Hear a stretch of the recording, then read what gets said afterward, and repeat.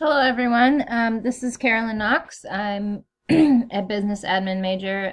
This is my last semester at SMCC in theory, and I'm going to talk to you about my little bored at work brainchild for a business idea I had with a friend of mine at work, and it is cannabis infused ice cream. So, who we are, what we do, we make ice cream infused with cannabis. Our focus is to make a quality product in small handmade batches using local organic ingredients and in seasonal flavors. So, like blueberry or, sweet cream, butter, and lobster. In the summertime, I'm sorry, in the fall time, pumpkin flavors, things like that. And we also hand deliver our product right to your front door. Products and services. We have a little bit of something for everyone. We have cannabis infused traditional heavy cream ice cream, cannabis infused non-dairy vegan ice cream, traditional heavy cream ice cream that is non-cannabis infused, and then non-dairy / vegan non-cannabis infused ice cream. We deliver our product straight to your front door, and we also take special orders, special requests, and cater events. SWOT analysis I made for myself and my business. So in strengths, I have handmade in small batches, so we have quality control. Deliver straight to your home. Cater to customer requests. And then, of course, local and organic ingredients.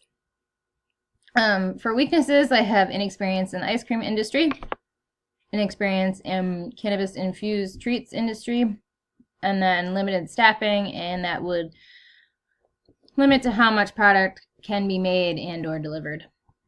For opportunities, it said it's a new industry and market in Maine, so we can get in on the ground floor. Summer tourists, so ice cream is local and it's, a local flavor, a seasonal flavor. And then lastly, had recreational marijuana tourists. That is a real thing in America. Right now, they currently go to like Denver, Seattle, places like that. Hopefully, they'll start coming to Maine.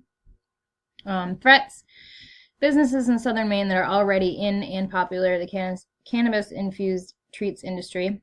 And we're not certain how state and municipal laws will be handled regarding recreational marijuana. It's looking like the state of Maine is going to allow municipalities to make their own laws surrounding recreational marijuana. So we'll see how that goes. Competition would mainly be Pot and Pan, based in Portland, Maine. If you don't know her, you should check her out. She is well known and very popular. She makes unique artisan cannabis infused treats. She also takes special orders and requests and caters events. And she also does custom or whatever your prescription is, cannabis dosing. She was established in 2016, has won the Portland Phoenix's Best of Portland Award for edibles. She already has experience in customers in this industry, and she actually just launched a CBD line this past weekend. Check out her Facebook page or her website. Sales or marketing. Essentially, this product will mostly sell itself through word of mouth of satisfied customers. That's the confidence I have in my quality control and customer service.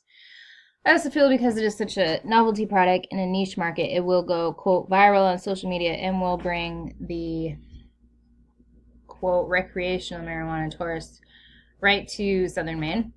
Then, especially with a food truck of sorts, I can attend things like outdoor festivals and, food festivals, concerts, stuff like that.